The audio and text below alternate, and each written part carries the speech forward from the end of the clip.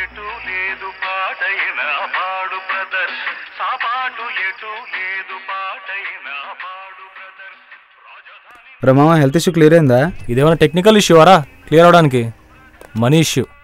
Lift వెళ్తుంది పద. అరే సరే పద, స్టెప్స్ యూజ్ చేద్దాం. ఒకప్పుడు ఉద్యోగం లేక అడుక్కు తినేవాళ్ళం, ఇప్పుడు ఉద్యోగం ఉన్నా మంతెండ్ కష్టాలు తప్పట్లేదురా. అదే ఒకప్పుడు ముందు సంపాదించి తర్వాత ఖర్చు పెట్టేవాళ్ళం. మరి ఇప్పుడు ముందు ఖర్చు పెట్టి తర్వాత సంపాదన కోసం బానిసలుగా మారి ప్రతి నెల 1వ తారీఖు జీతం కోసం 30 రోజులు ఎదురు చూస్తున్నాం. అంతేలే, కాలంతో పాటు మనం మారుతున్నప్పుడు ఇలా కూడా మారాలే. ఎలా చెప్పామామా? భలే చెప్తావు మావా. ఇంకోటి చెప్పమంటావా? జీవితం అనే 3 అక్షరాలు, అందులోనే ఉన్న 2 అక్షరాలు జీతం మీద ఆధారపడి ఉంటుంది. ఆపరా బాబు, నువ్వు చెప్పేది వింటుంటే జీవితం రెండింటి మీద విరక్తి పడుతుంది నాకు. మావా ఓ 100 ఉంటే ఇవ్వురా. ఉన్నదే 200 రా. సర్లే, నీకో 100 నాకో 100 కొడతానులే. థ్యాంక్స్ మావా, బాయ్ రా. సర్లే.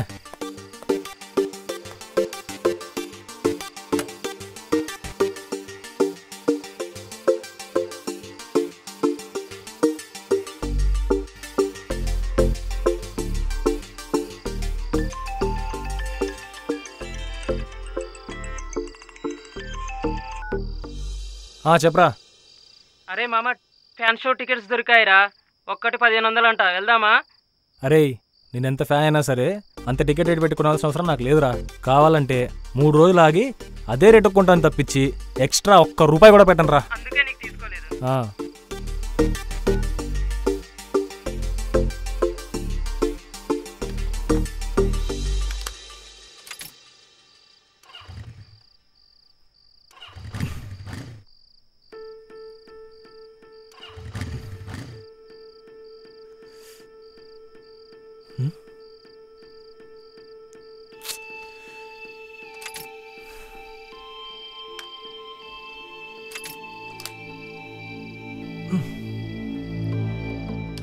నిన్ననే కదా 200 కొట్టించింది. ఇంటికి వెళ్ళాలి, అప్పుడే జర్కిలిస్తే ఎట్లా?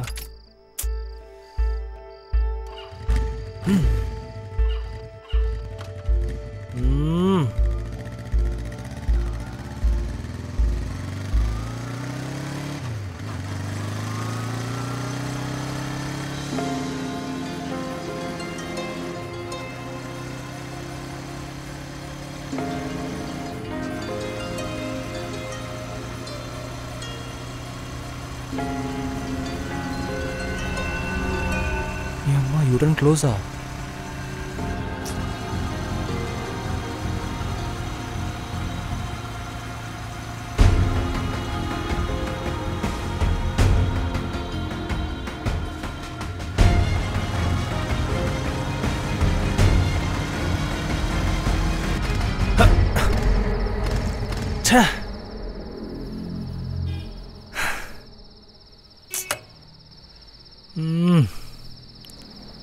టైం ఆగిపోయిందేంట్రా.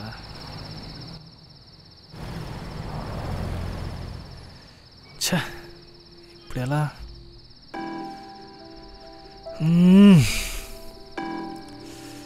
ఇక్కడ ఏదైనా బాటిల్ అన్నా ఉంటే బాగుండే.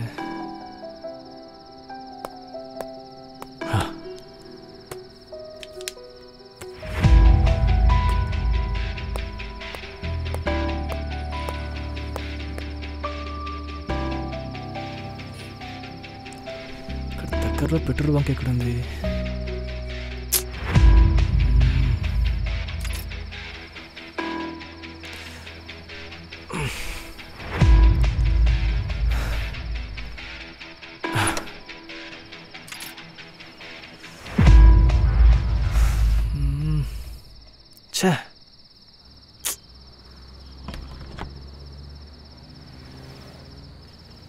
ఏం కర్మరా.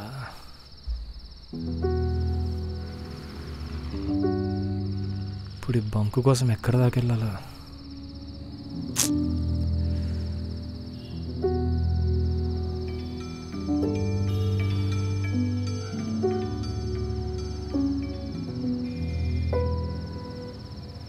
చూడు తమ్ముడు, మీటర్ చూసుకో.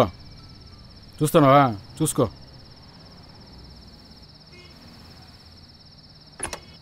అన్నా తమ్ముడు బాడీలో పెట్రోల్ పోయాం తమ్ముడు. సైడ్ జరిగిన కొంచెం. ఎంత అన్నా 500 కొట్టన్నా. బండ్లో వస్తున్న పక్క జరు తమ్ముడు, సైడ్కి రా. ప్లీజ్ అన్నా పోయండి అన్నా, చాలా దూరం నుండి నడుచుకుంటూ వచ్చానన్నా. తమ్ముడు బాటిలో పోయాం తమ్ముడు, విసిగించుకో. బండ్లు వస్తున్నాయి, అక్కడ మేనేజర్ కలు. నీ బాటిల్ పట్టుకుని వస్తారు. పెట్రోల్ వస్తే నాకు డబ్బులు ఒక్క. సార్ సార్ ప్లీజ్ సార్ కొంచెం బాటిల్లో పోయమని చెప్పండి సార్. బాబు పెట్రోల్ బాటిల్లో పోయామమ్మా, కావాలంటే బండి తెచ్చుకో. ప్లీజ్ సార్, బండి 1/2 కిలోమీటర్ దూరంలో ఆగిపోయింది సార్. కనీసం ఒక 50 రూపాయలదైనా పోయించండి సార్. బండి తెచ్చుకొని మళ్ళీ పోయించుకుంటాను సార్. ఎన్నిసార్లు చెప్పాలయ్యా, బోర్డు చూసుకో. కావాలంటే నా ఐడి ఇస్తాను సార్. మీకు అంతగా డౌట్ ఉంటే నా సెల్ ఫోన్ కూడా ఇస్తాను సార్. 50 rupees పోయించండి sir. నా బండి తీసుకొచ్చి పెట్రోల్ పోయించుకున్నాక నా సెల్ ఫోన్ తీసుకుంటాను సార్. బాబు నువ్వు ఎంత బతిమలాడినా పెట్రోల్ అయితే పోయాం. పక్కన ఇంకో బంక్ ఉంది, కావాలంటే అక్కడికి వెళ్ళు, అక్కడ పోస్తారంట. సార్ ఆ బంక్ చాలా దూరం ఉంది సార్. అంటే మేం తేవాలా? బాబు ఇంత బతిమలాడే బదులు ముందే పెట్రోల్ చెక్ చేసుకుని పోయించుకుంటే బాగుండేది కదయ్యా. సార్ అది యూటర్న్ క్లోజ్ అవడం వల్ల 3 కిలోమీటర్స్ పెరిగింది సార్. సో అందుకే బండి ఆగిపోయింది సార్. అన్నిటికీ సమాధానాలు భలే చెప్తున్నావు, కానీ నువ్వు ఎంత బతిమలాడినా పెట్రోల్ అయితే బాటిల్లో పోయావయ్యా. వెళ్ళు బండి తెచ్చుకో. సార్ ఆయాసం దగ్గు వస్తుంది సార్, తోసుకురాలేను సార్. ఇవన్నీ చెప్పగయా, వెళ్ళు. ఏ లక్ష్మణ్ చూడీనా, బయటికి పంపించు, లెక్క తప్పుతోంది. వీడు అవతారం బాటిల్లో పెట్రోల్ అంటే.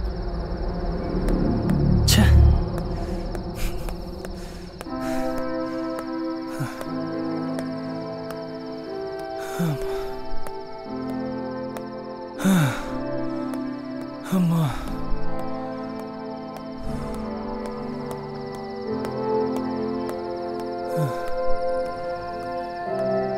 ఏం టార్చర్ రా నాయనా.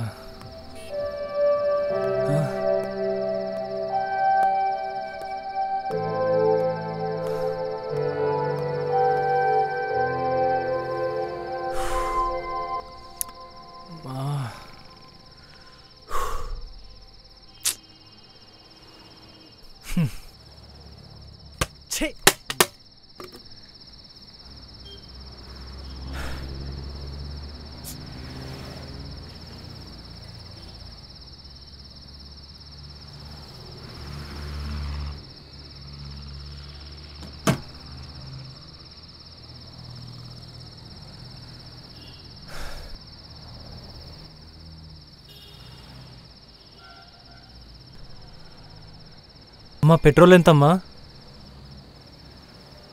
150 రూపాయలు బాబు. 40 రూపాయలు ఎక్కువ. అయినా పెట్రోల్ లూజ్ పోయట్లేదు కదమ్మా. ఎవడు ఆ బొంకతనా? బళ్ళల్లో పోస్తే తక్కువ పోస్తాడు, బాటిల్లో పోస్తే దొరికిపోతాడని భయం ఎదవకి. అవునా, మరి మీరెక్కడ తెస్తారు? ఎక్కడైతే ఏంది బాబు, ఒక 20 రూపాయలు ఎక్కువ ఇస్తే ఎవడైనా పోతాడు. మరి బాటిల్లో పెట్రోల్ అమ్మడం తప్పు కదా, అప్పుడు పోలీసు వాళ్ళు మిమ్మల్ని ఏమనరా? ఎందుకంటారు బాబు, రోజు చూస్తూనే ఉన్నారుగా. మీలాంటి వాళ్ళకి బండి ఆగిపోతే సహాయం చేస్తున్నాను, నన్ను ఎందుకంటారు బాబు? మరి ఆ బాటిల్లో పెట్రోల్ పోయడం వల్లనే కదా 2 చనిపోవడానికి కారణమైంది. అందుకే కదా బాటిల్లో పెట్రోల్ పోయడం నిషేధించారు. చంపేవాడు ఎలాగైనా చంపుతాడు, ఎందుకు చనిపోయారని చూడకుండా ఎలా చనిపోయారని చూస్తే ఇలాగే ఉంటది. బాటిల్లో పెట్రోల్ తెచ్చి పోసి చంపారని బాటిల్ వద్దన్నారు. మరి ఎంతో మంది పురుగుల మందు కలిపి ఎన్నో హత్యలు చేశారు, దాన్నేమంటారు? మరి పురుగుల మందు నిషేధించారా? ఏదో ఆ సమయంలో ఏదో ఒకటి చెప్పాలి కాబట్టి గవర్నమెంట్ బాటిల్ నిషేధం అన్నారు. వాళ్ళు చెప్పటమే వాళ్ళ బాధ్యత, కానీ దానివల్ల ఎవరెవరు ఎన్ని ఇబ్బందులు పడుతున్నారో దానికి పరిష్కారం ఎవ్వరూ చెప్పలేరు. ఈ చట్టాలన్నీ ఎవడికి అనుకూలంగా ఉంటే వాడు నడుచుకుంటాడు, అనుకూలంగా లేనివాడు ఇబ్బంది పడతాడు. సర్లే గాని చిన్న బాటిల్ కావాలా పెద్ద బాటిల్ కావాలా? వద్దమ్మా. ఎంతసేపు ఆగించి ఈడేంది?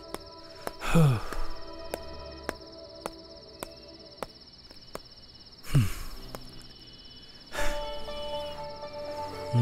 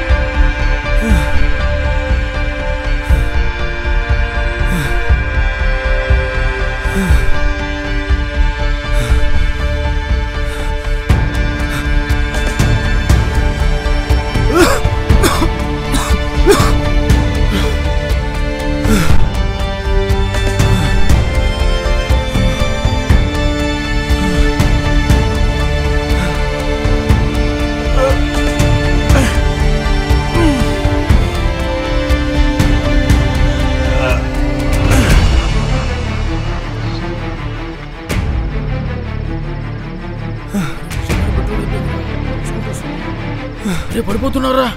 రే పట్టుకో పట్టుకో పట్టుకో పట్టుకో సారా త్వరగా. రే సాయం పట్టరా. రే రే తమ్ముడు రే పట్టుకోరా. తమ్ముడు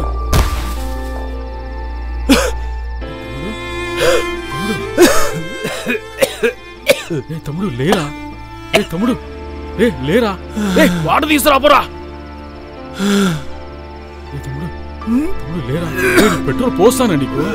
తమ్ముడు ఈ బాగా పెట్రోల్ పోస్తా. లేరా తమ్ముడు? తమ్ముడు లేరా? రే తమ్ముడు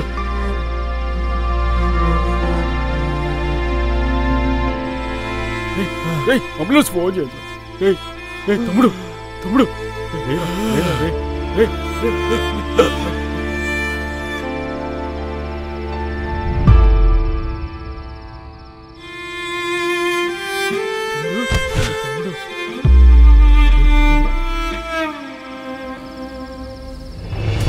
బ్రేకింగ్ న్యూస్. ఇప్పుడే అందిన తాజా వార్త.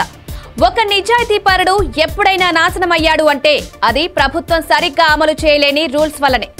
ఎందుకు అంటే భూ వివాదం కేసులో లంచం అడుగుతున్న ఎంఆర్ఓ సృజనారెడ్డి మీద కోపానికి గురై పెట్రోల్ పోసి చంపాడని, అలాగే బండి ఆగిపోయి దగ్గరలో ఉన్న టోల్ ప్లాజా దగ్గరికి వెళ్లకుండా అక్కడున్న కుర్రవాళ్లను నమ్మి వాళ్లతో పాటు వెళ్లి బలైన దీక్షిత చావుకి, వీళ్ళిద్దరి చావుకి కారణమైన బాటిల్లో పెట్రోల్ ని నిషేధించిన ప్రభుత్వం.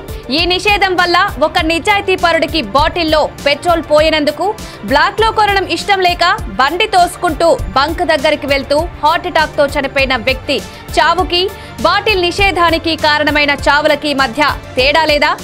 ఏది బాధ కలిగించేది? మరి ఈ చావుకి కారణం ఎవరు? బంక్ లో పెట్రోల్ కొలత తెలుస్తుంది అని రూల్ ఫాలో అయిన బంక్దా? అదే బాటిల్లో పెట్రోల్ బ్లాక్ లో అమ్ముతున్నా పట్టించుకోకుండా రూల్ ని కరెక్ట్ గా అమలు చేయలేని ప్రభుత్వానిదా? ఒక్క పెట్రోల్ అనేదే కాదు, ఏదైనా ఒక గవర్నమెంట్ రూల్ సరిగ్గా అమలు చేసినా చేయకపోయినా దానివల్ల నష్టపోయేది ఒక మధ్యతరగతి కుటుంబం మాత్రమే. నోట్ల రద్దు. లేనోడు రోడ్డు మీద క్యూలో నించుని మార్చుకున్నాడు, ఉన్నోడు ఇంట్లో కూర్చుని కమిషన్ తో మార్చుకున్నాడు. హైడ్రా. లేనోడు రోడ్డు మీద పడ్డాడు, ఉన్నోడు కోర్టుకెళ్లి స్టే తెచ్చుకున్నాడు. మళ్ళీ చెప్తున్నాను, ఒక నిజాయితీపరుడు ఎప్పుడైనా నాశనం అయ్యాడు అంటే అది ప్రభుత్వం సరిగ్గా అమలు చేయలేని రూల్స్ వల్లనే.